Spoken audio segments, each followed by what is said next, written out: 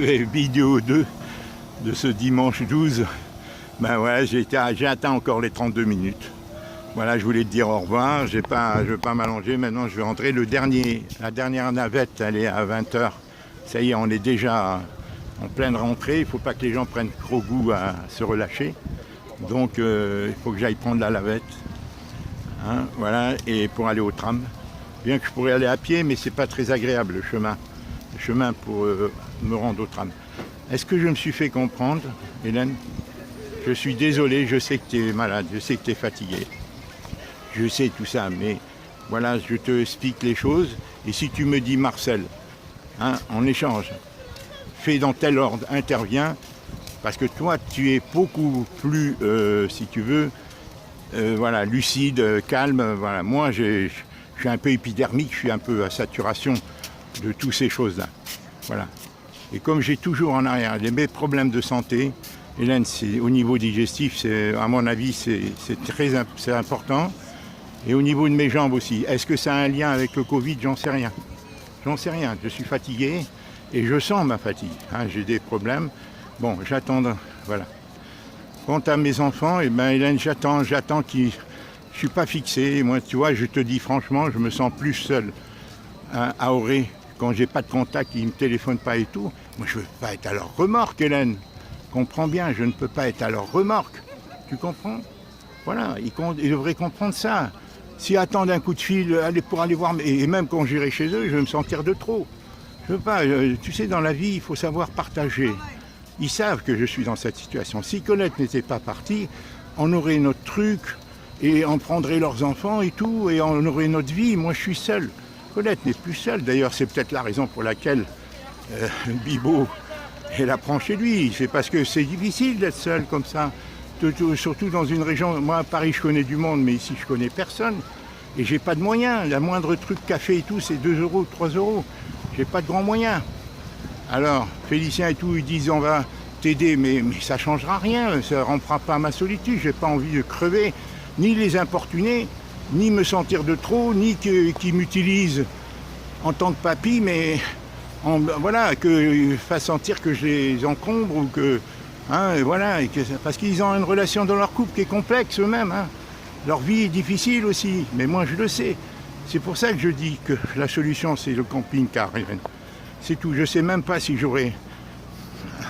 Voilà, je serais peut-être obligé même de quitter Auray. Parce que voilà, qu'est-ce que je fasse à Auray? Qu'est-ce que tu veux que je fasse? Alors, ça dépendra du camping-car. Moi j'aimerais en acheter un d'occasion. Toi tu me dis neuf. Mais un bon occasion, c'est pas besoin d'un neuf, Hélène. Je sais pas, mais ça pose des problèmes, Hélène, même ce genre de vie. Mais au moins, quand j'irai chez eux, je ne serai pas encombrant. Hein, je dormirai dans mon truc, je les aide, je pars, je vends, je travaille, je vais à Paris, je viens ici pour le soleil. Tu vois, je veux me sentir, qu'est-ce qu'il me reste à vivre, Hélène? Quand je suis là, ils ne sont même pas capables, aucun d'entre eux, de me téléphoner régulièrement. Je leur dis, ils sont dans la matrice et ils vivent dans un monde virtuel. Je ne sais pas comment ils échangent entre eux. Hein, je ne sais pas si avec leurs amis, avec leur mère, entre eux, s'ils téléphonent. Mais pour qui ils me prennent? Moi, j'ai ma mission de père, d'éveiller leur conscience. J'ai toujours été comme ça. Alors, il ne faut pas cracher dans la soupe. D'un côté, je leur apporte quelque chose ou ça les encombre, tout ce que je leur dis. T'as vu, Hélène, je suis pas... Avec toi, je communique. Tu m'envoies des choses, tu me fais des commentaires. Et on parle... Quand même, tu es une référence, toi. Hein. Tu es une grande référence. Et je peux te dire que parmi tous ceux que je connais, il n'y en a pas un qui est aussi... qui a ton expérience, qui a ta clairvoyance et ta vivacité et ton courage. Hein. C'est tout. Et ben, ça a été accumulé toute une vie, Hélène. Mais ça fait 50 ans, 60 ans que tu es comme ça, Hélène. Voilà. Et c'est pour te dire que tu me connais. Et moi, je ne veux pas être amondier, si tu veux, tu vois, avec quelque chose de naturel. C'est ce qu'une relation, ça se construit à deux. Alors, tu comprends? Et j'ai trop souffert, j'ai des problèmes de santé. Maintenant, il faut que j'arrête de me stresser. Il faut que j'arrête. Alors c'est pour ça que, tu vois, voilà, dans ce dossier, Hélène, je pense qu'il faut qu'on ait un dernier échange, voilà, d'ici lundi, mardi. Bon, après... Voilà, et tu me dises dans quel ordre. Je viens de t'expliquer, si tu n'as pas compris, je t'expliquerai encore mieux lors d'un coup de fil. Voilà. Et après, toi, tu réfléchiras, tu diras, Marcel, je vais mettre dans l'ordre de tes idées, tu parles dans l'ordre de ça, de ça, de ça. Je t'ai expliqué la dame qui est venue tapoter à la porte à 22h, c'est pas, elle n'est pas fortuite. C'est eux qui ont des intérêts avec le syndic. Et ils n'ont pas envie de cracher dans, voilà, le pognon, alors qu'ils sont responsables. Depuis 40 ans, ils connaissent André. Les assistantes sociales, les médecins, tous nous ont dit qu'elle pouvait sortir. Même s'ils ne voulaient pas d'elle, il fallait qu'ils nous disent on arrête de s'occuper de votre sœur, ou on la met dans une EHPAD, vous venez la chercher, on ne peut plus. Voilà, puisqu'elle avait c'était propre inhérent à sa maladie. Et même le médecin, son médecin traitant, tu as vu comme il écrit d'une manière expéditive, là, elle n'est pas en état d'assurer son quotidien. Et elle aurait pu parler de son cancer, qu'elle a été hospitalisée une première fois, une deuxième. Il aurait pu être plus étoffé un peu, quand même, 10 ans, c'était son médecin traitant depuis 10 ans. Et moi, je ne lui dis pas pour l'instant. Je n'en pense pas moins. Hélène, mais c'était dans le contexte du Covid, Hélène. Il laissait crever tous les vieux. C'est juste après le Covid qu'elle est morte, en novembre.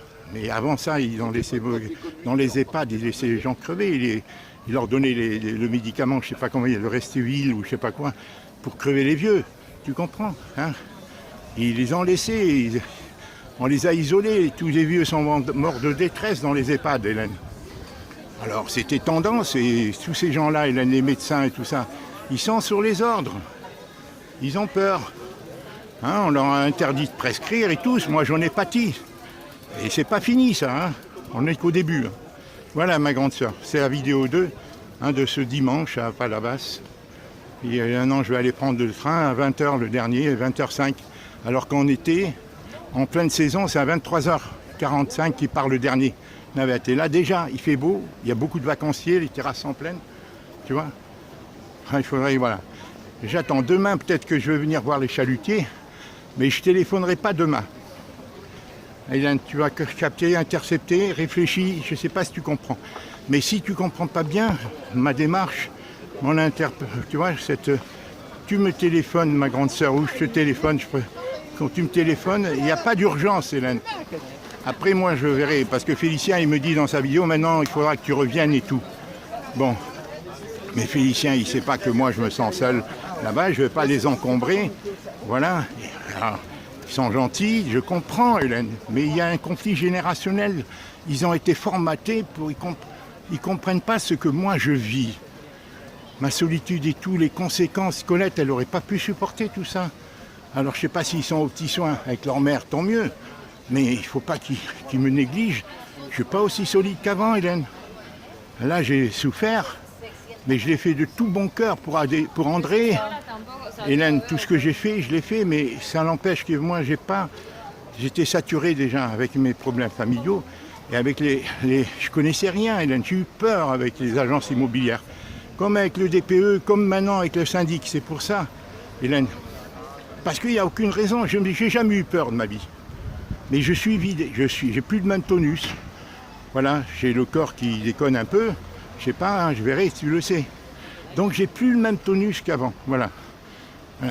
Et j'ai des problèmes. Alors mes enfants, ils n'ont pas conscience, ils ont leur réalité, bien sûr, mais c'est pour ça qu'il ne faut pas rentrer dans le conflit. Moi, je les aiderai et tout si je suis bien. C'est pour ça que je trouve la solution du camping-car, c'est un compromis. Si je peux travailler un peu, partir, voyager, venir ici, là, ce que je vais faire avec Colette. Colette, pourquoi elle a tout gâché? Sans discuter, sans expliquer. Elle m'a mis une alliance et après... Ça prouve, Hélène, qu'elle n'avait pas de liberté. Elle s'est sentie obligée. Au même moment où on règle le problème, c'est moi qui ai réglé le problème de l'héritage, Hélène. J'en dormais pas, Hélène. C'est ses frères et sœurs qui ont tout calculé, planifié depuis notre tour de Calédonie. La sœur aînée, qui avait, depuis toujours, elle était dominatrice comme Marie-Ange.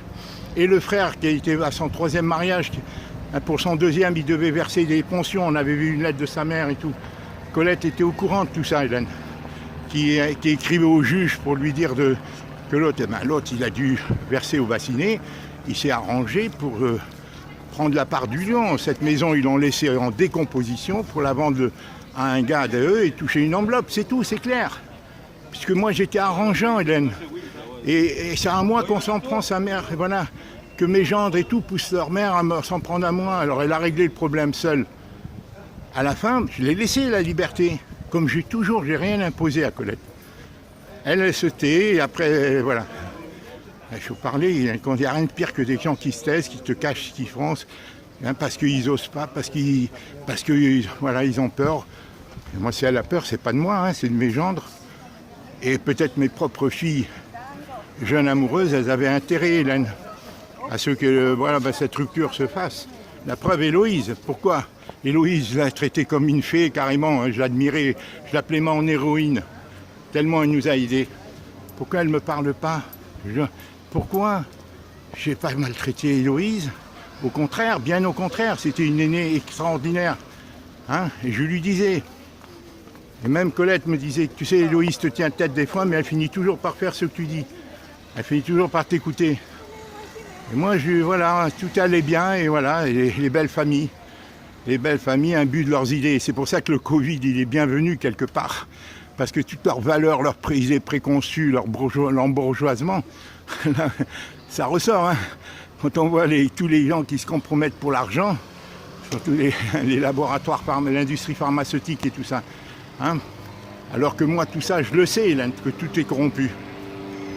Je vais t'envoyer, comment elle s'appelle, Valérie Bugeaud, une interview qu'elle a donnée de 2 heures à la télévision, à une télévision, un journaliste africain. Elle est géniale, cette femme. Elle est géniale. Tu l'écouteras jusqu'au bout. Elle dit tout sur le système politique français, machin, la puissance de l'argent et tout. Elle dit tout. Je t'ai déjà envoyé. Faudra que tu l'écoutes. Valérie Bugeaud. Aujourd'hui, je l'ai écoutée entièrement en marchant sur le sable, en mettant des écouteurs sur mon oreille. Hein, tu verras. Tu l'écoutes, Hélène, par petit à coup, hein, parce que je sais que tu es fatigué, mais 10 minutes par 10 minutes, tu vas comprendre beaucoup de choses sur la géopolitique et les systèmes oligarchiques de domination et tout ce qu'on nous impose en France, ces changements inconstitutionnels et tout, où plus rien n'est respecté pour être au modèle américain, où l'argent roi, l'argent, la raison du plus fort, voilà qu'ils imposent. Et c'est ça que je vis dans ma famille, ma propre famille, c'est des conditionnements, Hélène. Voilà, ma grande sœur, c'est ça que je vis et que tout le monde vit. Il ne s'agit pas d'accuser, il s'agit d'être conscient de pourquoi il s'arrive telle chose. Pourquoi Marcel, papa, papy, voilà, je leur dis de me parler direct, rien. Et pourquoi. J'ai jamais vu ça, moi. Alors, c'est tout. Alors, voilà, je t'embrasse, je suis sur le pont de Palavas. Demain, peut-être je viendrai voir les pêcheurs, enfin. Je m'excuse de m'être répété. J'avais besoin de te dire ça à propos du syndic, Hélène. Voilà. Alors, mes enfants, je vais voir comment je reviens. Je vais parler franchement, Hélène, avec eux. Hein. Moi, il n'est pas question que je me laisse faire par qui que ce soit. C'est pas de mon tempérament, Hélène, tu me connais. Et en plus, ça les sert pas. S'ils croient avoir la chance, qu'ils soient inquiets pour leur situation et tout. Je les comprends, leur monde est plus dur que le nôtre. Le monde, il y avait beaucoup d'argent, Hélène, par rapport à aujourd'hui. Aujourd'hui, on fait un chantage, on subventionne les gens, mais quand les subventions vont disparaître, c'est dur, Hélène. Nous, on a vécu les Grandes Glorieuses, on appelle ça. Après la guerre, et, tu vois, tout le monde se mettait à... Voilà. Et maintenant, voilà, on a détruit les liens avec l'argent, hein, parce que c'était relativement facile. Hélène, toi, tu as travaillé, mais il y avait, alors qu'aujourd'hui, il n'y a plus de travail, c'est parcimonieusement qu'ils distribuent. Hein, voilà, tout est comme ça, et les pauvres jeunes, hein, en plus du Covid et tout ça, le passeport sanitaire, tout, tu vois, tout est compliqué. Moi, j'en ai conscience. Voilà, Palavas. Voilà tous les chalutiers, tu vois. Tous les chalutiers. Ben, j'aimerais bien y venir pendant qu'ils reviennent, ça fait une drôle d'ambiance. Au revoir. Allez, je t'envoie ces 2 vidéos ce dimanche soir. Et je m'excuse d'être long, mais je te dis tout ça d'une manière un peu désordonnée, empirique, tu dois en avoir marre. Mais comment il m'exprimer dans un truc si important concernant cette surfacturation de l'eau. J'essaie de me faire comprendre au mieux. Voilà. Je t'embrasse. Très bonne journée, ma grande sœur. Voilà, au revoir. J'ai tant de choses à te dire, mais dans un voyage, j'espère que je pourrai venir. Je t'ai déjà dit. Alors, tu me téléphones si tu veux d'ici lundi soir ou mardi soir. Ah, d'accord, et tu me dis Marcel, dans tel ordre, j'ai bien compris. Voilà, les arguments légitimes. Ils m'ont pas, j'ai jamais été. Fais des recherches avec Charles pour voir si tu as donné procuration à Charles ou à André. Je pense pas. Une procuration, c'est clair, hein, il y a la signature de la personne, comme tu l'as fait là pour Kiomi, hein, avalisé, hein, d'accord, ou comme tu l'avais fait pour le syndic là, pour le gars là, hein, t'as vu? Bon, j'autorise mon frère à me représenter à une réunion syndicale ou aux assemblées générales et de prendre des décisions pour moi. Voilà, j'en ai pas eu. Est-ce qu'André en a eu? Voilà. Parce que je ne veux pas être pris au dépourvu.